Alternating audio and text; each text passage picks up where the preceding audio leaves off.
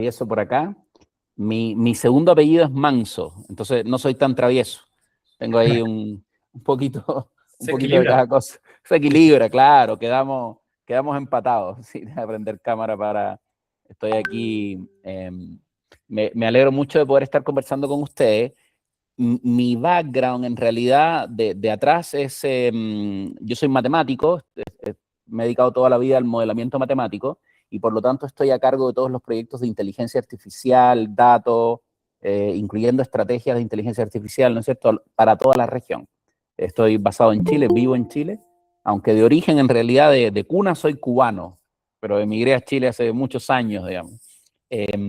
Yo lidero un equipo, a nivel regional somos unas 200 personas que se dedican solo a los temas de inteligencia artificial y datos, y en particular me ha tocado mucho trabajo con el mundo de manufactura, con los mundos de minería, industria pesada, mundos de transformación material, ¿no? Más que los mundos de servicio. Normalmente estoy más metido en los mundos productivos que en los mundos de servicio, no por elección, sino porque así se ha dado la vida, digamos, así me ha tocado. Yo les tengo una presentación, tengo los antecedentes, el equipo de EY, que ya ha venido conversando con ustedes, me pasó los antecedentes de lo que han venido trabajando con ustedes, y solo quiero confirmar con ustedes para ser lo más útil posible durante esta presentación. Entiendo que ustedes ven oportunidades en temas de inteligencia artificial, uso de datos, mejora en los usos de los datos, ser más efectivos, aprovechando el potencial que eso tiene, y están pensando en cómo ordenar esas ideas para establecer una especie de estrategia, ¿cierto?, en torno a la inteligencia artificial y los datos. ¿Estoy entendiendo bien en dónde están ustedes ubicados o prefieren ustedes mismos aclararme un poquito, darme los matices de eso? Osvaldo, ¿cómo estás? ¿Qué tal, Alexander? Alexander Carreño. Creo que está clarísimo, ¿sí? Sí tenemos muchos procesos. ¿Cómo vemos todo este tema de inteligencia artificial? No logramos todavía entender si solamente la parte de manejo de datos va a contribuir con el valor, si algunas herramientas de esto puede ayudar a contribuir en algo de temas de producto. Lo que normalmente hemos visto es que optimizaciones, temas de análisis de cifras, etcétera, la herramienta de inteligencia artificial, todo esto de productividades, de toma de decisiones más rápidas, indudablemente se le ve rápidamente beneficios. El producto lo vemos un poquito más lejos porque nosotros hacemos pisos. Entonces, normalmente hacer pisos nosotros vemos las transformaciones y las innovaciones de productos, las vemos mucho más tangibles con la compra de activos, de equipos que me generan un nuevo proceso, que me generan un nuevo tipo de producto, que me cambian un acabado, que me dan un nuevo color, que me dan un nuevo formato, etcétera. Lo vemos mucho más tangible ahí. Entonces, sí tenemos muchos retos que mapeamos en una lista. No veo, Mafe, en la cita a David, ¿sí? Que forma parte del grupo de manufactura, que es la persona del área de control desde manufactura, donde gestionamos la mayoría de los proyectos que tienen que ver con data, ¿sí?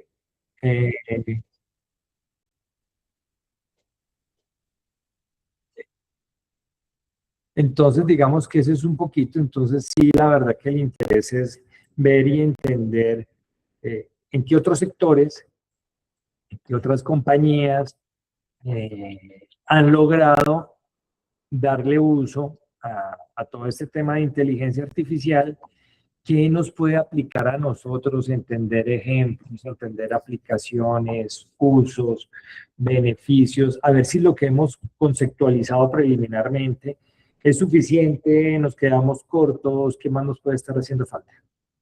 Súper, Alexander. Con eso me das un muy buen contexto. Miren, déjenme compartir una presentación y creo que desde ahí podemos comenzar. ¿Estás presentando? Sí. Está perfecto. Ahí ven mi pantalla, ¿cierto?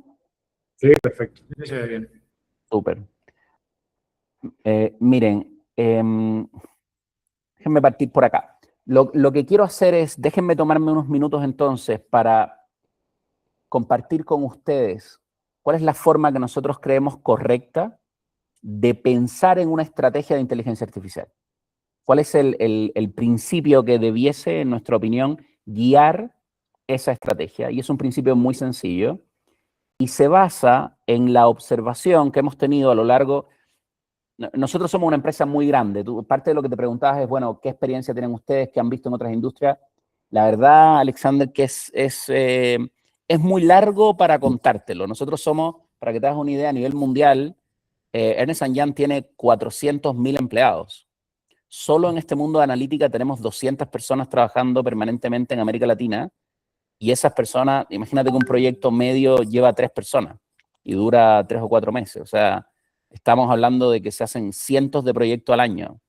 Entonces, en todo tipo de industria, lo que te quieras imaginar, desde una aerolínea hasta una pesquera, desde una empresa que cría pollos hasta una ferrocarrilera, es mucho la cantidad de experiencia que nosotros tenemos.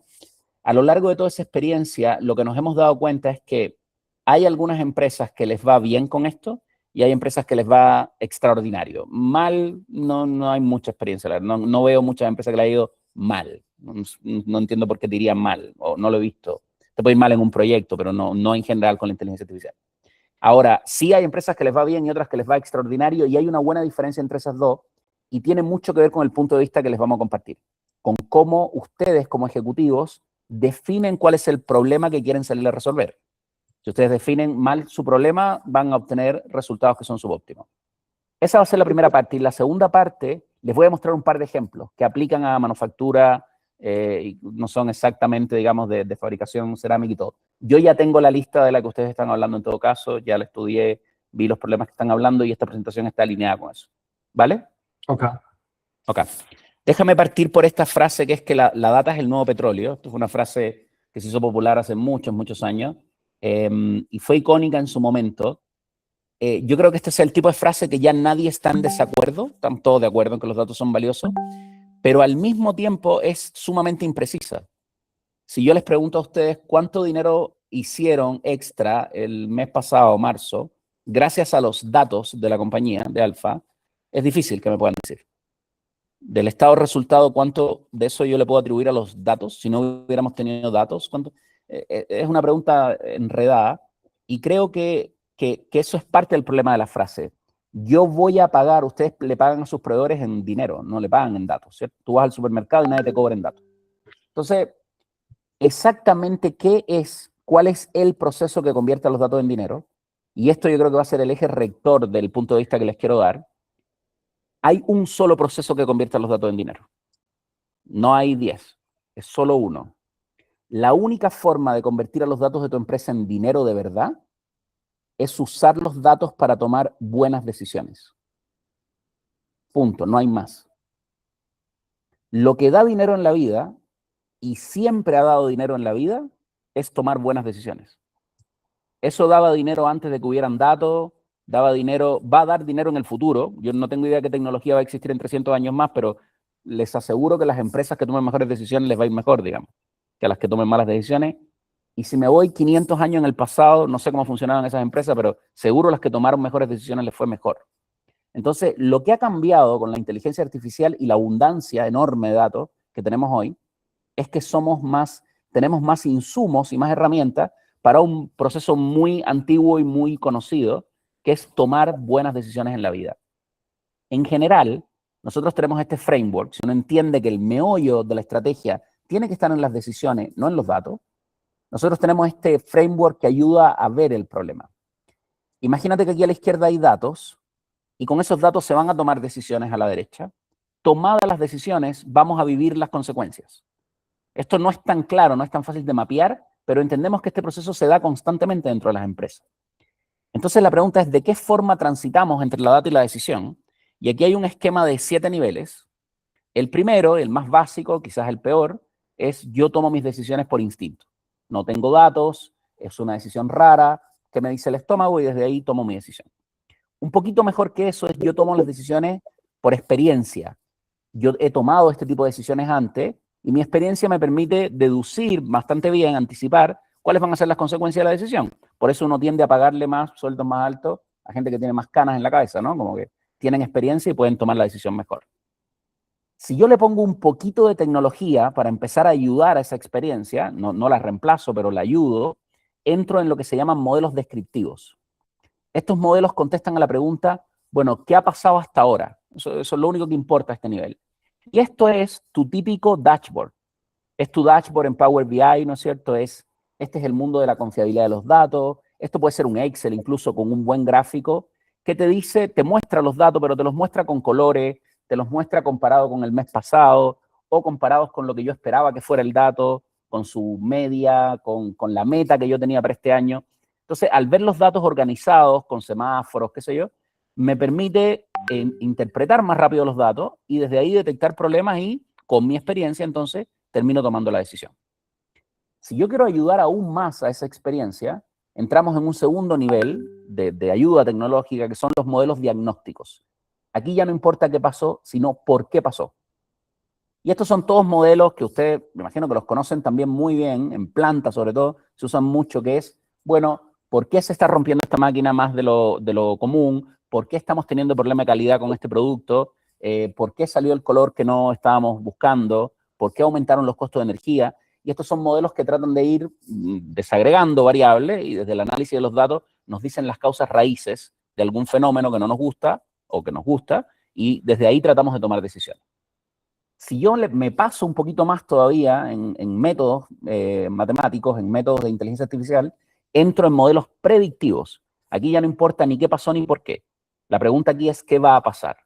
Y esto suena mágico, pero la verdad, son modelos que conocemos de toda la vida en ingeniería, ¿cierto? El caso quizás más simple es una red neuronal y el más complejo debe ser una máquina de soporte vectorial, no sé, pero, o una red neuronal, pero la verdad es que el principio es el mismo siempre, que es yo trato de inferir, de adivinar el valor de una variable que yo desconozco en función de variables que yo sí conozco. Y hago eso con matemática, digamos. Y esos modelos predictivos siempre se equivocan. No hay ni una posibilidad en la vida que te digan la verdad, digamos. Esto siempre comete un error. Pero si ese error es pequeño, si sistemáticamente ese error está acotado a un 3% o a un 5%, depende del problema, son buenas herramientas para tomar algunas decisiones. Y aquí están tus típicos modelos que también son bien famosos en manufactura, hace mucho tiempo que se usan, ¿no? Modelos predictivos de fallo de una máquina crítica, que se usan un montón, por ejemplo, en minería, en sistemas productivos donde tú tienes que estar 24/7 y los mantenimientos son caros, se usan muchos modelos predictivos de falla de equipo, pero también puedes usar modelos predictivos de calidad de un tiraje, digamos, de un batch productivo, o modelos predictivos de demanda por regiones, por canales de distribución, etcétera. Estos son bien famosos. Si yo me paso todavía de eso, y aquí les voy a poner ejemplos para que esto quede más claro, entro en modelos prescriptivos. Aquí ya no importa ni qué pasó, ni por qué, ni siquiera qué va a pasar. Estos me dicen lo que debo hacer. Estos son modelos que ya traen, en la respuesta del modelo, es la decisión que yo debo tomar. Y son muy iguales a los predictivos, es casi la misma filosofía que los predictivos, pero son modelos donde se entiende que algunas de las variables que se usan en la predicción aún están bajo tu control. Y por lo tanto tú puedes manejar la predicción un poco a tu antojo y la usas inversa. Por ejemplo, imagínense que yo hago un modelo predictivo de tipo de cambio, peso contra dólar a 15 días en el futuro. Eso es un modelo predictivo y seguramente yo voy a usar variables de la macroeconomía colombiana, ¿no? Voy a usar la tasa de interés interbancaria, voy a usar la inflación, voy a usar el crecimiento económico. Voy a usar esas variables y voy a tratar de predecir el tipo de cambio. Si mi modelo fuese muy bueno y yo se los vendo a ustedes, es un modelo predictivo, pero si yo me doy vuelta y le vendo ese mismo modelo al Banco Central en Colombia, el Banco Central me va a decir, bueno, pero espérate, una de esas variables que tienes ahí en el modelo, yo la decido todos los días. Yo tomo la decisión de cuál es la tasa de interés interbancaria. Entonces ahora déjame hacerte la pregunta al revés. Yo quiero que el tipo de cambio sea este, dime qué tengo que hacer con mi tasa en realidad.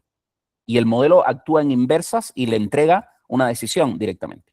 Entonces, Les voy a poner muchos ejemplos de esto específicos para manufactura, les va a quedar clarísimo, pero eso es lo que es un modelo prescriptivo. Y finalmente están los modelos cognitivos, que son iguales a los prescriptivos, pero no tienen la dulce amabilidad de preguntarnos a los seres humanos qué opinamos, sino que estos modelos toman la decisión, ellos la implementan, ellos mismos observan las consecuencias y en base al valor de la consecuencia mejoran, toman decisiones mejor en el futuro. Aquí un ejemplo muy simple sería Netflix, ¿no es cierto? O tus redes sociales, por ejemplo, tú te metes a tu red social, ves jardinería y qué sé yo, y fútbol, y te van a empezar a aparecer contenidos de jardinería y fútbol. Obviamente esa decisión no la tomó ningún humano, eso es un modelo cognitivo que tomó la decisión de mostrarte ese contenido y va alimentándose de cómo si tú te quedas mirándolo, si te gusta, etc.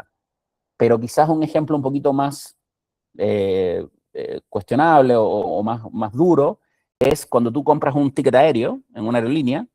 En la inmensa mayoría, más del 90% de las aerolíneas en América Latina, por ejemplo, el precio que tú ves del ticket aéreo no lo decidió ningún ser humano, lo decide un modelo cognitivo y el modelo va evaluando si vende o no vende todos los asientos del avión, digamos. Si vende muy rápido el avión, es que regaló los pasajes. Y si no logra vender el avión, se fue con un avión semivacío, que eso costó un montón de dinero. Los costos fijos son igual. Entonces, el modelo va aprendiendo de sus propios errores y va tomando la decisión cada vez mejor. Hasta aquí, ¿este esquema se entiende bien? Claro. Sí, sí, señor. ¿Hay alguna pregunta? Perdón, que no veo manos. No, por ahora no. No, Osvaldo, está bien. Súper. Entonces, cuando uno piensa en hacer una estrategia con mis datos y con mi inteligencia artificial, hay una serie de cosas que no les voy a decir en esta charla, que obviamente se las escribiríamos en una eventual propuesta si quieren trabajar con nosotros en esto, que tiene que ver con, bueno, hablemos de la calidad de los datos, hablemos del gobierno, hablemos de cómo estamos organizándonos para confiar en la información que tenemos, quiénes son los responsables de eso. Hay un montón de oportunidades con inteligencia artificial que tienen que ver con la automatización de procesos. Y aquí me voy a detener un segundo, me voy a desviar, perdón, un segundo, del argumento que vengo haciendo. Cuando yo miro la inteligencia artificial, si yo les abro ahora Copilot o les abro ChatGPT, una intuición muy rápida en la mente de todos nosotros como ejecutivos es, oye, esto parece una buena herramienta para automatizar cosas. Hay un montón de procesos que yo hago dentro de la empresa manualmente y que los podría automatizar. Y ahí hay una oportunidad gigantesca de las que yo no les voy a hablar hoy, no porque no sea importante hablarles, sino porque son más obvias esas cosas.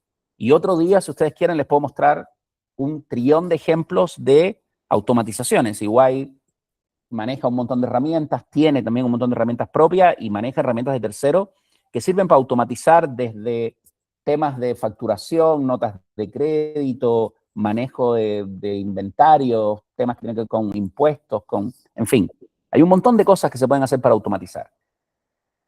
O videoanalítica con cámaras, etc. ¿Por qué no les quiero hablar mucho de automatizar hoy? Porque eso es más evidente. Ahí la estrategia es más simple. Uno tiene que identificar procesos que hoy son personas que lo hacen y decir, bueno, esto lo podríamos reemplazar por robots.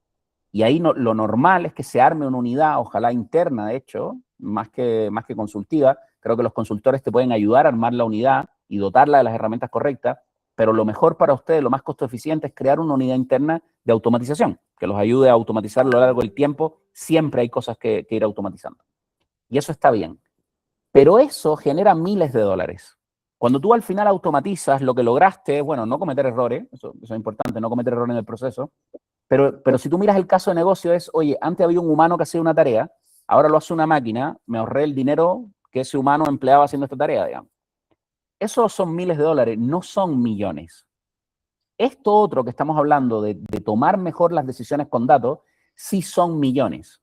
Y de estos proyectos de los que estamos hablando ahora, que son los decisionales, uno no debería ser 100, debería ser un grupo pequeño de estos proyectos. Entonces, volviendo a esta línea argumental de las decisiones, si esta fuera alfa, la organización completa, lo que a mí me gustaría preguntar no son qué dolores hay ni qué problemas tienen los distintos equipos de trabajo, eso es importante, pero una pregunta más insidiosa, quizás más difícil, pero más interesante es, ¿qué decisiones se toman en tu área? Y les voy a poner un apellido a esa palabra decisión, que es recurrente. Todos estos modelos de inteligencia artificial no son útiles para decisiones relevantes, digamos, que se toman una sola vez en la vida. Si ustedes están pensando expandir sus operaciones a, qué sé yo, a Brasil, esa decisión ustedes la van a tomar una sola vez en la vida. No hay estadística en torno a esa decisión. Es muy difícil que un modelo les diga si está bien o está mal hacer eso, digamos.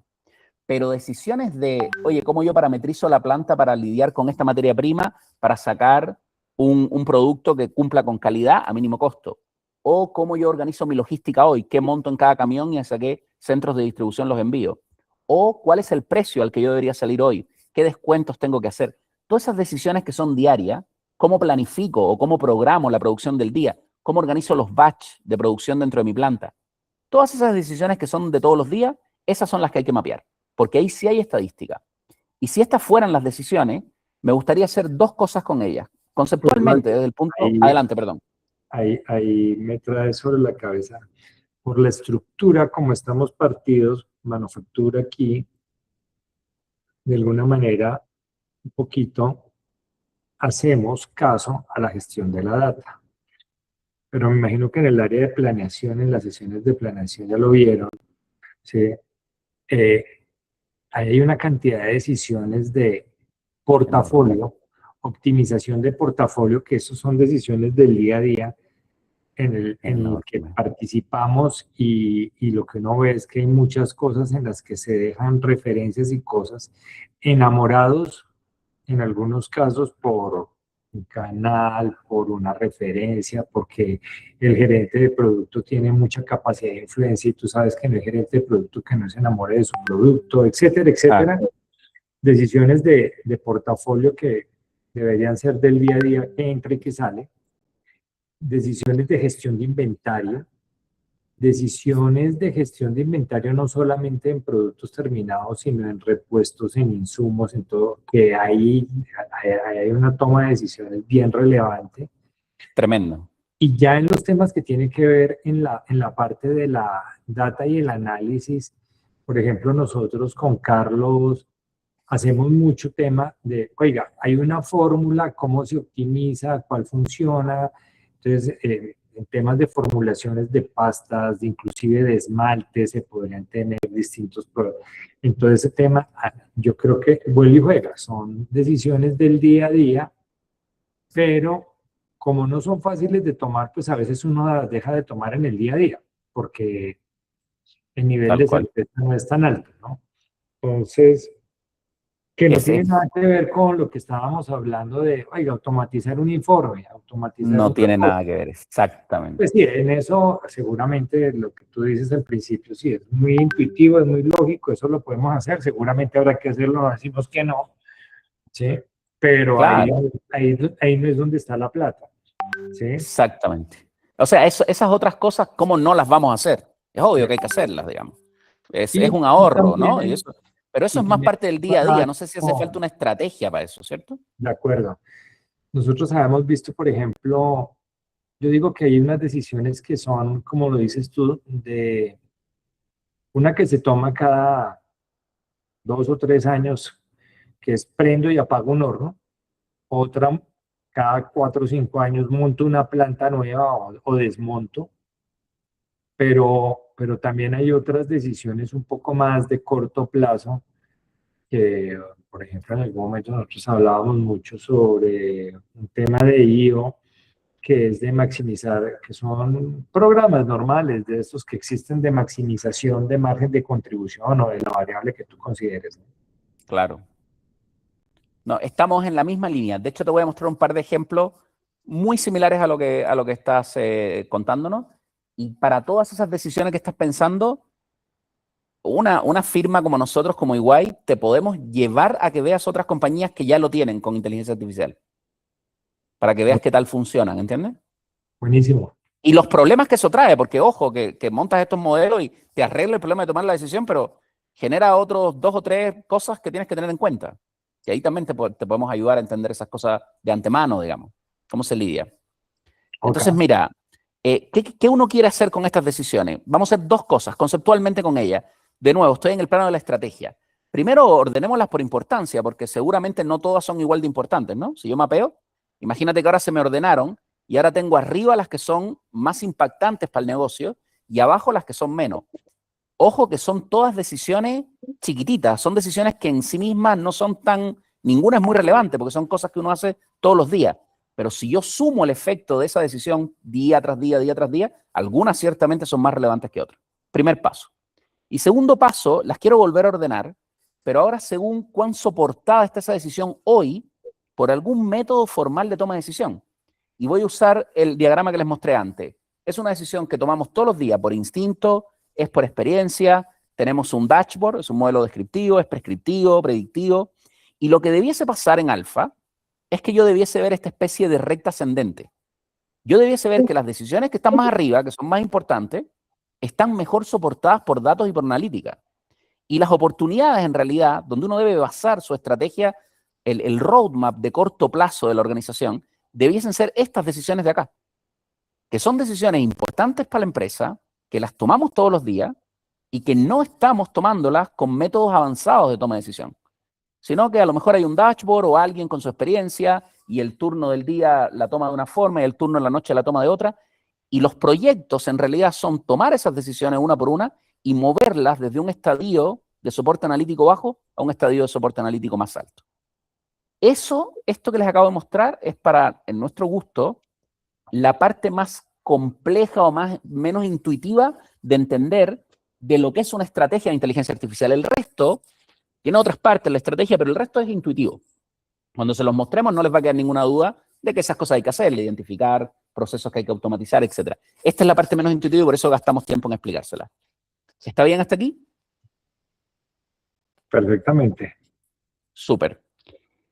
Los llevo un par de ejemplos para que vean un par de modelos prescriptivos, para que sepan también cómo operan estos bichos, estos robots de inteligencia artificial por dentro y cómo ellos son capaces de darnos sugerencias de acción, darnos decisiones en entornos sumamente técnicos y específicos, sin saber nada de nuestra técnica, digamos. Y les voy a abrir un poquito el cerebro del robot para que vean lo que hay dentro y se van a dar cuenta que es ingeniería de toda la vida, tampoco es ninguna ciencia ficción.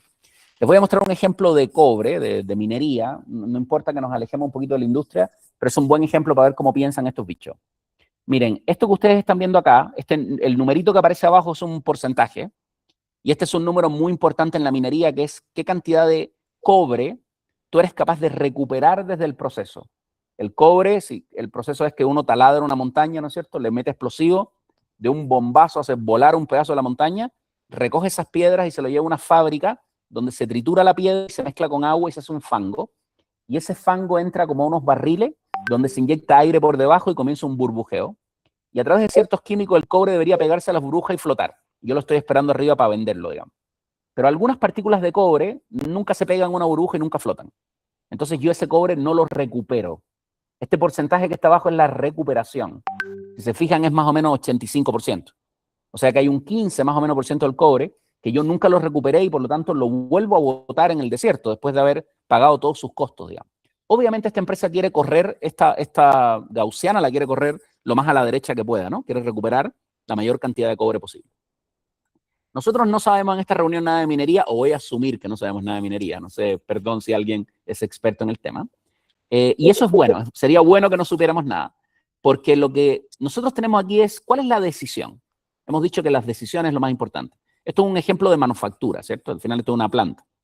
Hay una parte de la planta que se llama flotación, donde hay 79 parámetros de la planta, que están aquí en amarillito, que yo los puedo controlar a voluntad. Yo estoy en una torre de control y yo puedo mover esos parámetros como yo quiera.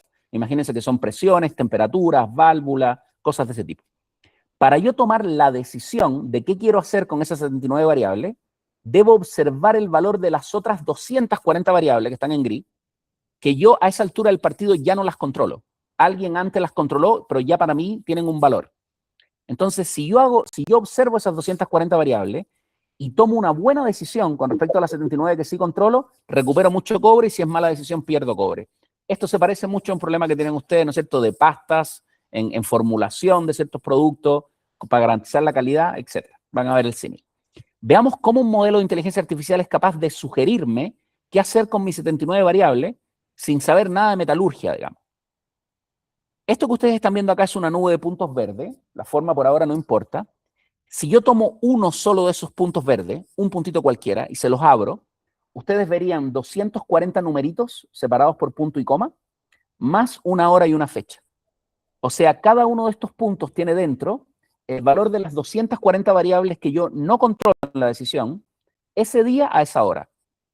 La forma en la que el modelo se imagina esos 240 numeritos, que no los entiende, es que fueran las 240 coordenadas de un punto en 240 dimensiones. O sea, para el algoritmo de inteligencia artificial, el primer número que hay ahí, él no sabe si eso es un metal, si es una dureza, no tiene idea, dice, esa es la coordenada en el eje X, el segundo numerito es la coordenada en el eje Y, el tercero en el eje Z, hasta ahí está en 3 dimensiones el punto, y el cuarto numerito estará en la cuarta dimensión y el quinto en la quinta dimensión y así. Entonces ahora cuando el modelo mira la base de datos, lo que ve es una nube de puntos que vive en 240 dimensiones. Y es esta nube que yo les estoy mostrando acá. Si uno se pudiera imaginar esa nube de puntos, debe tener zonas densas, donde hay muchos puntos apretaditos unos con otros, y debe tener zonas laxas, que por ahí no hay puntos. ¿Qué significa conceptualmente una zona densa en este espacio? Significa un montón de momentos distintos en el tiempo, en los cuales todas las condiciones no controlables tenían valores similares. O sea, es un patrón en términos de qué está entrando a mi planta. Entonces, el modelo identifica esas nubes, esos clústeres, y les pone estos colores. Y dice, mira, al final hay 4 patrones. El patrón azul, el rojo, el amarillo y el verde. No tengo idea qué son, pero yo veo que hay 4 patrones distintos. Por lo tanto, si yo como modelo de inteligencia artificial pudiera tener una decisión preformulada, prepensada, cada vez que se repita uno de estos 4 patrones, yo empiezo a resolver este problema. Ahora, como el modelo no tiene idea de cómo manejar la planta, no tiene idea qué hacer con estos patrones, ¿qué hace? Se va a las 79 variables que los humanos sí controlan y se hace la misma imaginación y ahí también encuentra 4 nubes densas en otro espacio en 79 dimensiones, pero estas 4 otras clústeres son decisiones humanas, son patrones en términos de decisiones humanas y con esto llegamos a esta lámina, esta es la última lámina, no los canso más, y aquí con esta lámina van a entender perfecto qué es lo que está haciendo el modelo. Aquí hay 2 tablitas. Les voy a leer lo que dice la primera fila de la tabla de arriba. Dice, cuando se ha dado la condición operacional número 1, eso que se dé la condición operacional número 1 significa que todas las 240 variables que yo no controlo estaban en un cierto rango. Cuando eso ha pasado, 75 veces los humanos que operan esta planta decidieron operarla con el setting 1, la receta 1. Los settings son una cierta posición de las 79 variables que yo sí controlo. Entonces, 75 veces yo decidí usar el setting 1, 200 veces el setting 2, 100 el setting 3 y casi 800 veces el setting 4. Fíjense que es la misma condición de entrada, pero los humanos han tomado decisiones distintas en el tiempo. La tablita de abajo muestra las consecuencias de haber tomado esas decisiones en términos de recuperación de cobre. Y aquí es donde el modelo empieza a aprender de nosotros. Porque eso es lo que hacen estos bichos, digamos. Aprenden de nosotros. El modelo se da cuenta que los humanos casi siempre eligen el setting 4 y tienen toda la razón. Es el que mejor desempeño tiene. Recupera 89% del cobre. Pero el modelo también se da cuenta que en la condición operacional 3, los humanos tienden a equivocarse. Casi siempre eligen el setting 2. Fíjense arriba que el setting 2 lo eligen 1500 veces. Pero cuando el modelo mira abajo, el mejor resultado en realidad es el setting 4. Que lo eligen solo 280 veces. De aquí es de donde el modelo aprende. Él puede ver estos cruces de datos que son muy complejos en el espacio, en muchas variables al mismo tiempo, y empieza a identificar qué sí funciona y qué no funciona. Entonces, una vez que el modelo vive en nuestra planta, él continúa aprendiendo todo el tiempo, él ve entrar la condición operativa y dice, ah, lo que mejor ha funcionado en el pasado es, qué sé yo, el setting 3. Pum, y va y me recomienda el setting 3. ¿Se entiende la idea de este ejemplo? Sí, clarísimo. Como Sí, esto... señor. Perdón, adelante. Ok, está muy claro, Osvaldo, gracias. Súper. Como esto, nosotros tenemos ejemplos, bueno, en refinería, en plantas de celulosa de papel, no les puedo decir en cuántas cosas. Nosotros tenemos ejemplos de esto, de líneas de producción, donde las decisiones son otra cosa. Uno tiene que, digamos, predice demanda en distintos mercados. Predice demanda quiere decir predigo el Q y predigo el P, predigo el precio, ¿no? Y le informo el costo de cada uno de mis SKU. Y estas predicciones de Q y de P o se hacen con modelo o se le piden al área comercial. y se piden por mercado. Oye, en Bogotá, ¿qué cantidad del SKU1 se va a vender el próximo mes y a qué precio se va a vender en promedio? Cree el área comercial, ¿no? Todo eso se le imputa a un modelo y la idea de este otro modelo, esta es otra decisión distinta, es que planifique nuestra producción. Porque en nuestras líneas de producción nosotros tenemos que ir sacando por batch los productos. Entonces, si yo hago un batch muy largo, es muy eficiente en términos de que estoy usando bien la máquina, pero no estoy produciendo otras cosas, ¿cierto? Y podría quebrar stock de algún producto. En cambio, si yo hago batch cortos, muy rápido... Osvaldo, una pregunta aquí. Adelante.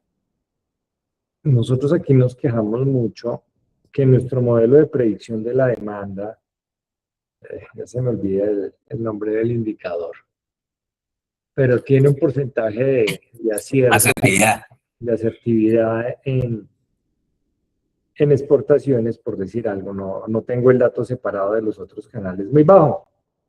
Entonces, normalmente esa estimación de la demanda tiende a tener resultados con estimaciones de demanda del 15, del 20%. Entonces, ¿qué quiere decir eso? Que se les hace una cantidad de materiales para esa estimación que ellos dieron y después resulta que venden todo menos lo que dijeron. Claro. ¿Sí? Entonces, estos modelos podrían entrar a corregir eso, porque lo que pienso yo es que no creo que el ejercicio de estimación de la demanda del comercial sea deliberado, ¿no? Debe ser que o no se hacen las suficientes preguntas para poder enriquecer eso, o la base es muy pobre, no sé, pero esto podría ayudar a corregir eso, ¿cierto? Sí, ciertamente, Alexander. Estos modelos matemáticos son muy fríos, consideran muchas variables y te van a reducir el error de la predicción. No obstante, para darte de inmediato las malas noticias, ninguno de los modelos es perfecto y se equivocan, todos se equivocan. Nuestra recomendación cuando tú haces estimaciones de demanda es en realidad que hagas el modelo prescriptivo. Te explico por qué. Cuando yo voy a entrar a mi oficina todos los días en la mañana, perdón, voy a dejar de compartir para que nos veamos mejor las caras. Pero después, si quieren, les presento más ejemplos. Cuando yo entro a mi oficina todas las mañanas, yo pongo mi dedo, mi huella dactilar en la puerta y me abre la puerta de la oficina, ¿no? Ese es un modelo predictivo. Él tiene que predecir si soy yo. Y ese modelo tiene dos formas de... Una es que no me crea que soy yo y me tenga ahí 10 minutos esperando para yo entrar a mi oficina, ¿no? Eso es un error. Y lo otro es que te abra la puerta a ti, pensando que soy yo. Ese también es un error. Pero esos dos errores tienen costos distintos. Si es la entrada de mi puerta a mi oficina, yo quiero que me abras rápido la puerta, porque yo voy a entrar varias veces al día, entonces no quiero que me detenga en la puerta. Y estoy dispuesto a que cometa el otro error. En cambio, si ese dedo activara la bomba nuclear, ¿no es cierto? Yo te quiero probar que soy el presidente, yo prefiero que cometa el otro error, que me haga hiperconfirmar que soy yo. Entonces, cuando tú haces una estimación de demanda, tiene un costo equivocarte a la baja y tiene un costo distinto equivocarte al alza. Esos dos costos son costos económicos distintos. Por eso es bueno decirle al modelo, más que estimar la demanda, haz la estimación de demanda, pero dime inmediatamente cuál es la producción que tú como modelo me sugieres. Porque cuando tú sugieres la producción, ya tienes en cuenta los dos costos. El costo de equivocarte al alza y el baja. Los modelos saben los errores que ellos cometen y saben el costo por cada lado y por lo tanto ya me sugieren la producción. Ok. Y lo otro con este tema de datos, pues nosotros siempre estamos trabajando en un modelo con Carlos en la planta de cerámica y con Giovanni del área de proyecto. Estamos haciendo un gemelo digital de una planta. ¿Cuál es el fin de este modelo digital? Hemos logrado conectar a un gran computador una cantidad de sensores, porque lo que vemos es que hay muchas variables que se mueven durante el proceso de producción, se suben temperaturas, aunque todo en teoría tiene automatismo y control, pero es muy probable que a pesar de que el automatismo y el control esté, una humedad se subió, una humedad bajó, tuvieron que ajustar una prensa, aunque la prensa está programada a tal presión por X o Y motivo no llega, o el tiempo de desaireación cambió, etcétera, etcétera. Estos modelos se podrían arrastrar a modelos analíticos de inteligencia artificial, así que ya tenemos ahí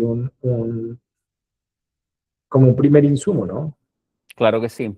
Ahora lo interesante es montar sobre esos datos que están llegando en feed en vivo, tú puedes montar modelos. Es importante definir si es que queremos para tomar una decisión, o sea, que el modelo modifique set de parámetros buscando óptimos, o si simplemente queremos alertas de desviaciones. Como el modelo se imagina siempre las cosas, esa estrategia que yo les mostraba de los puntos en el hiperespacio, el modelo ve todos los datos así. Entonces, si algo raro empieza a ocurrir en una prensa, lo que le va a pasar al modelo es que ve que el punto se empieza a alejar de la zona donde históricamente ha existido el dato. Y cuando el modelo ve que se empieza a alejar, tiene una alerta, dice, aquí está pasando algo anómalo. Y nos avisa rápidamente una desviación. Ese tipo de estrategias son las útiles. útiles. Mirarlo y yo creería que uno tiene que irle tomando a estos modelos como cierto grado de confianza, ¿no? Ponerlos a que primero te reporten y entonces tú mismo hacer el cambio y mirar qué pasa, porque pues, se puede dañar un plan de producción. Claro. Sí, creo que seguramente habrán como metodologías para poder hacer estas implementaciones. Sí, sí, y nuestra recomendación siempre es aquí, Alexander, es ser bien práctico, tratar de no disparar más allá de tu alcance. Empezar por cosas sencillas, chiquitas, pilotos que demuestren valor antes de ponernos a implementar cosas en tecnología. Es muy fácil descubrir el valor que tendría un modelo usando data forense. Tomo tu data del mes pasado y con eso hago mi modelo en Python, lo hago en un computador y después te digo, a ver, déjame mostrarte cuán capaz soy de predecir este mes, dado el entrenamiento que tuve con tu mes anterior.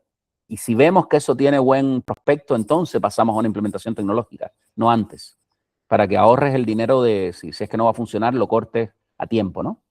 Entonces, nada, una estrategia de inteligencia artificial tiene un montón de componentes, quizás la más compleja es esta que les mostré ahora, pero ciertamente compañías como EY, y claro, yo voy a defender a muerte mi compañía, ¿no? Me encantaría que lo trabajaran con nosotros, que tenemos este color precioso amarillito y estas dos letras en el logo, pero para serte honesto, cualquier consultora grande, global como nosotros, va a saber orientar más o menos cuál es el camino y han visto este tipo de cosas lo suficientes veces como para decirte esto va a funcionar y esto no te va a funcionar tan bien.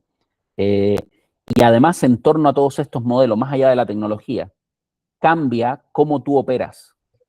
El modelo operativo, ¿quiénes van a ser los responsables? ¿Quién se va a encargar de ver que todos los días qué dice el modelo? ¿Se usó o no se usó el modelo? ¿Fuimos disciplinados o tenemos una justificación para no hacer lo que el modelo está diciendo? ¿Cómo vamos a revisar, no sé, una vez a la semana, una vez al mes, oye, que el que no hizo lo que dijo el modelo, ¿cómo le fue? Fuera de modelo. ¿Está haciendo eso bien o hay que dar una corrección ahí? Todas esas prácticas operativas en torno al uso de estos modelos, nosotros también te ayudamos a implementar esas prácticas. Ok.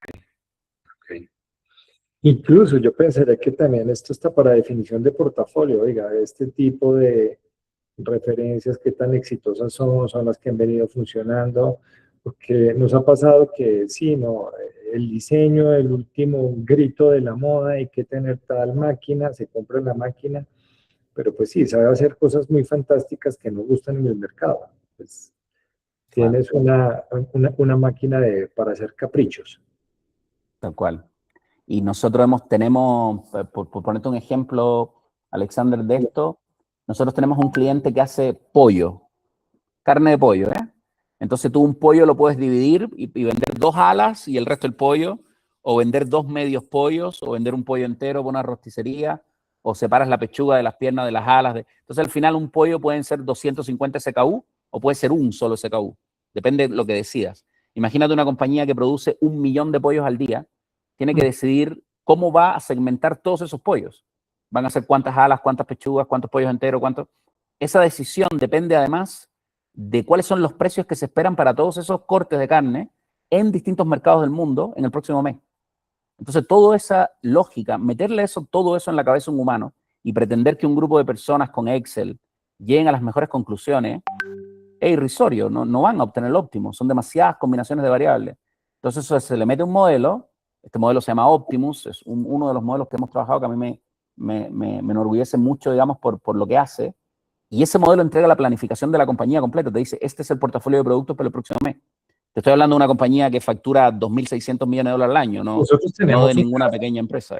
muy simpático que tenemos unas plantas, algunas plantas pueden hacer los mismos formatos con márgenes de contribución distintos, con niveles de calidad distintos, Imagínate. con rendimientos distintos y generar esos planes, esos programas de producción de cuál planta es más eficiente para X o Y momento. Pues normalmente lo hacemos en ejercicios uno a uno, ¿no? Prendo, apago la planta, mejor hago esto en esta, hago esto en otra, pero siempre se queda uno con dudas si la decisión fue la más eficiente, ¿no?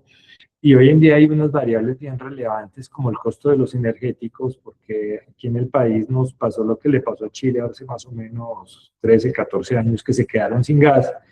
Entonces el precio del gas se disparó, tal cosa, todo el gas es importado, entonces hay unos costos de oportunidad, tengo un contrato en el que hay un volumen de gas que si lo consigo a un cierto volumen, cuando produzco más de tanto, cada metro cuadrado adicional me cuesta 3, 4, 5 veces lo del otro.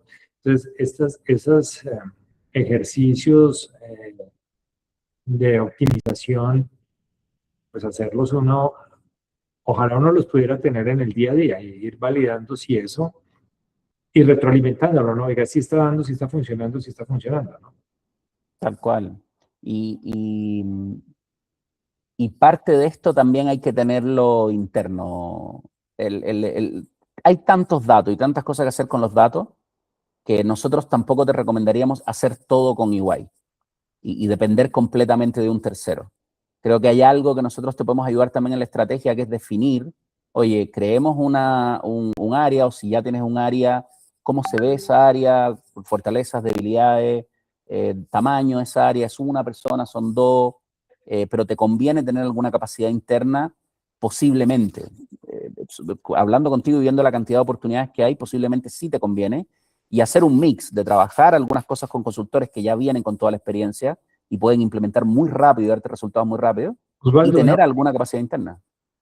que me pierdo un poco, porque yo cuando comenzamos a hablar de estos temas de inteligencia artificial y por otras conversaciones en otros espacios, uno ve, oiga, si uno habla de inteligencia artificial, busque más una empresa, como decir un Amazon, que ellos crean códigos, empresas de ese estilo. Lo último que se me hubiera ocurrido a mí es buscar un EY. Ustedes los veo mucho más como en el tema del concepto, de la definición, como de planteamiento de la estrategia y esto, pero lo que veo es que también hacen desarrollo. Y también, entonces, ¿cómo está estructurado ese mercado? ¿Cómo funciona esto? Y ustedes cómo lo ven? Sí, yo te explico eso, es una confusión muy clásica, Alexander. Microsoft, IBM, Google, Amazon, todas esas compañías, ellos producen tecnología. La tecnología que ellos producen es para fines generales, como tú decir, es como las máquinas de ustedes. Tú compras máquinas que hacen losa, las empresas que hacen las máquinas para hacer losa, no hacen losa, hacen máquinas para hacer losa. Amazon hace softwares con los que yo trabajo, pero los que hacemos los modelos somos nosotros, somos los consultores. Nosotros tenemos a los científicos de datos que hacen los modelos, te hacen el modelo a ti, te hacen el modelo de planificación, te hacen el modelo de optimización logística, te hacen tu modelo de pricing, y usamos las herramientas que hace Microsoft o que hace IBM o que hace Google o que hace Microsoft, o herramientas libres como Python, que no tienen costo ninguno. Claro. Ellos muy raras veces tienen también, ¿eh? Pero muy raras veces ellos te van a enviar consultores porque ellos justamente no quieren competir con nosotros los consultores. Ellos nos consideran a nosotros canales de venta. Ellos hacen la tecnología con equipos más chiquitos que se dedican a hacer las herramientas tecnológicas y nosotros le damos uso a esas herramientas en los clientes. Ya.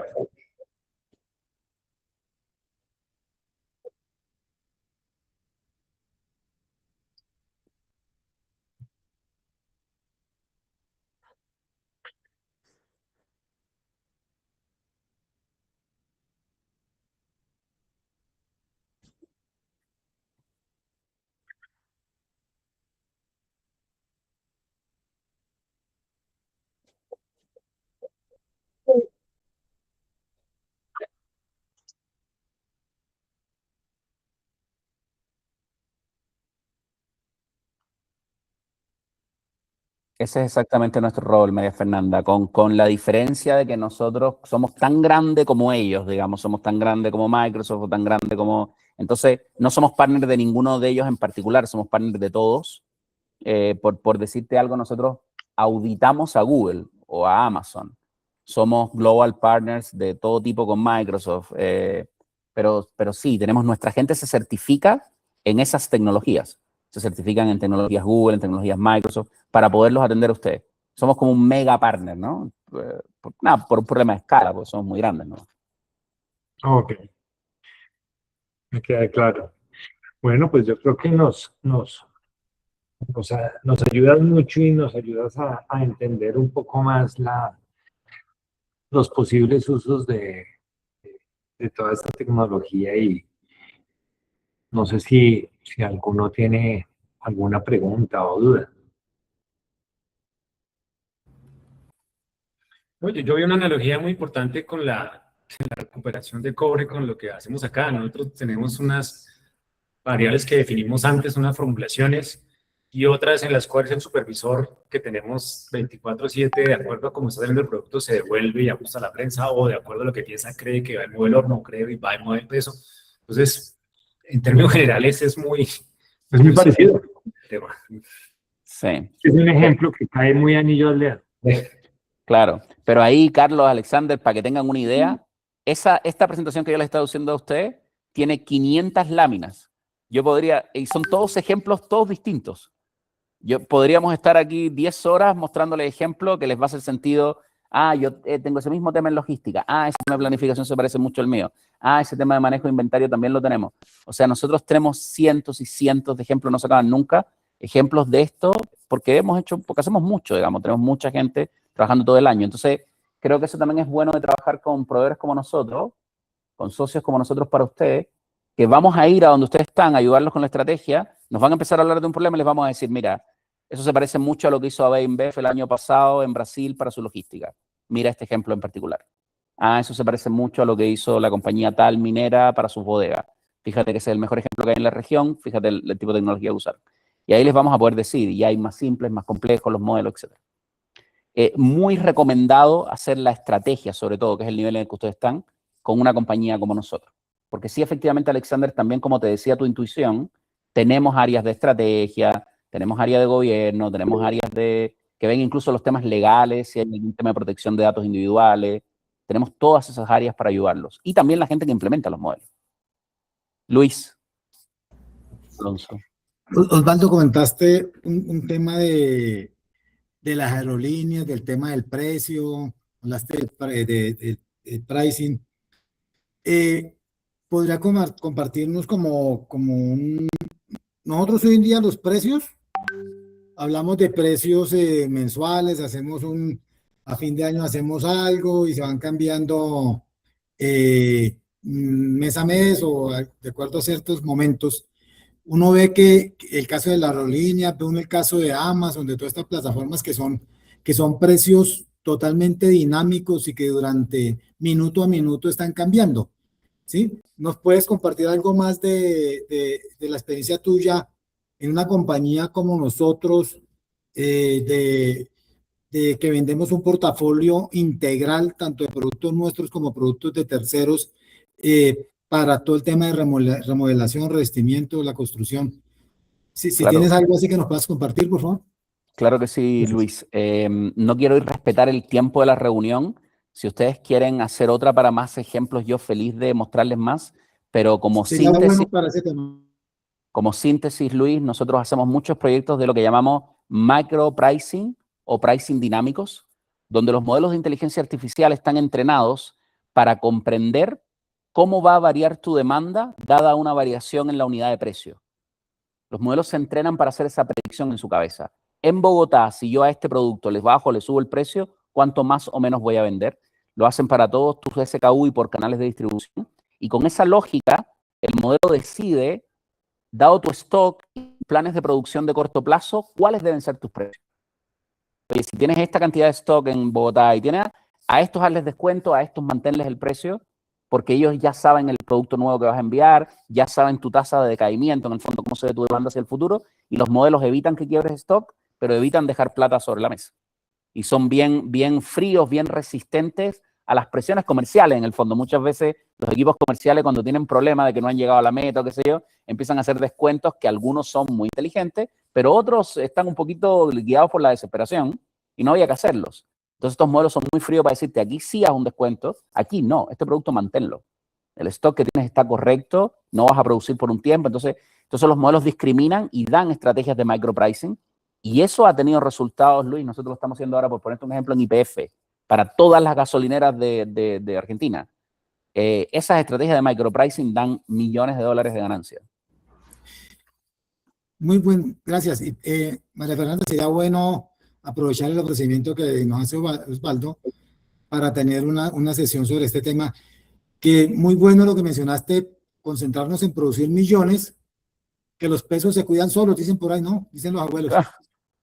Bueno, muy bien. Tal cual. Gracias. Claro, al menos como estrategia, pensemos en esas cosas grandes, digamos. Lo demás va a ir pasando solo. Pero si nos vamos a sentar todos nosotros, que tenemos mil urgencias, a pensar en estrategia, pensemos en cosas grandes. Muy bien, gracias, Osvaldo. Que le podemos dedicar a ganarnos un peso, pues mejor se lo invertimos a ganar los millones. Está. De acuerdo, Lucho, de acuerdo. Bueno, Osvaldo, te agradezco mucho el rato. Muchísimas gracias. Te agradezco si nos compartes la presentación, no la de las 500 diapositivas, la de las 5 está perfecto. Está perfecto. Dale, les compartimos esa presentación. Muchísimas gracias. Un gusto haberlos conocido. Un abrazo. Muchas gracias. Hasta luego. Gracias. Gracias.